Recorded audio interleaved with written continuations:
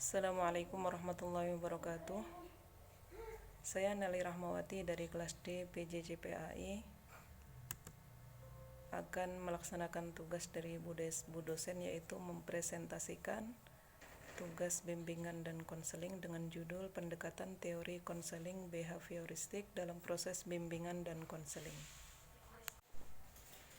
Konsep dasar teori konseling behavioristik. Pendekatan behavior menurut Stephen Lin sering disebut sebagai modifikasi perilaku dan terapi perilaku. Pendekatan behavior ini menganggap bahwa pada dasarnya manusia memulai kehidupannya dan memberikan reaksi terhadap lingkungannya, dan interaksi ini menghasilkan pola-pola perilaku yang akan membentuk kepribadian.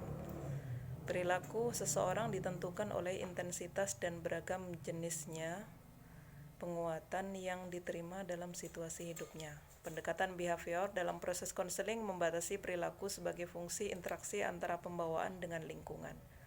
Dalam konsep behavior, perilaku manusia merupakan hasil belajar yang dapat diubah dengan memanipulasi dan mengkreasikan kondisi-kondisi belajar di mana proses konseling merupakan suatu proses atau pengalaman belajar untuk membentuk konseli, mengubah perilakunya sehingga dapat memecahkan masalahnya. Proses dan teknik konseling behavioristik. Proses adalah rangkaian peristiwa yang memperlihatkan tahap bertahap dari suatu kejadian yang memiliki alur tuntutan perkembangan ke arah progresif. Beberapa proses dan teknik konseling behavioristik. 1. Penilaian awal, yaitu konselor akan melakukan penilaian awal terhadap klien untuk memahami masalah yang dihadapi dan perilaku yang perlu diubah. Penetapan tujuan, yaitu konselor dan klien akan bekerja sama untuk menetapkan tujuan yang spesifik dan terukur terkait perubahan perilaku yang diinginkan. Kemudian intervensi, yaitu dengan penguatan positif, penghukuman negatif, modeling latihan, desensitisasi, kemudian teknik kontraktual. Selanjutnya pemantauan dan evaluasi oleh konselor. Kemudian penguatan positif yang diberikan secara berkelanjutan untuk mempertahankan perilaku yang diinginkan. Kemudian penghapusan perilaku negatif, yaitu hukuman terhadap perilaku negatif untuk mengurangi atau menghilangkan perilaku yang tidak diinginkan. Kemudian yang terakhir, penyusunan rencana tindak lanjut, yaitu konselor dan klien sama-sama menyusun rencana tindak lanjut untuk menjaga perubahan perilaku yang telah dicapai. Aplikasi teori konseling behavioristik.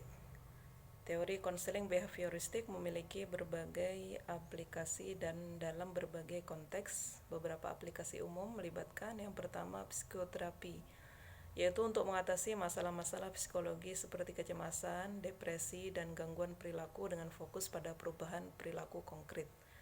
Yang kedua, pendidikan, yaitu mengelola perilaku siswa di kelas, menerapkan penguatan positif, dan mengurangi perilaku yang tidak diinginkan. Yang ketiga, manajemen organisasi, yaitu untuk meningkatkan kinerja karyawan dan memotivasi tim. Yang keempat, penanganan masalah sosial, yaitu membantu individu mengatasi masalah sosial seperti ketergantungan obat, kebiasaan buruk atau konflik interpersonal dengan fokus pada perubahan perilaku yang diinginkan. Kemudian keterampilan komunikasi.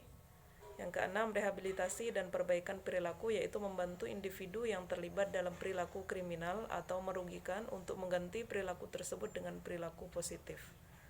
Yang terakhir, pengembangan keterampilan pribadi dan profesional seperti manajemen waktu, pemecahan masalah, dan peningkatan keterampilan interpersonal.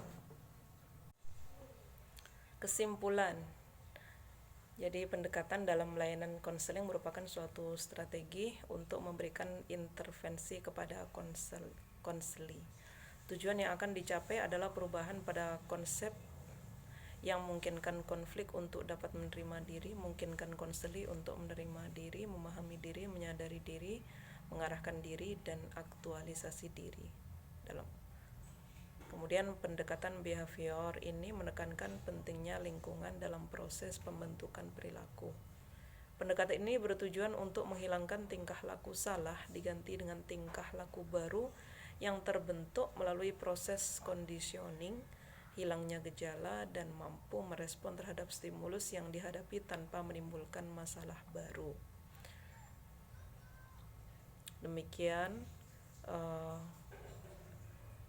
sedikit pemaparan dari saya, kurang lebihnya mohon maaf. Wassalamualaikum warahmatullahi wabarakatuh.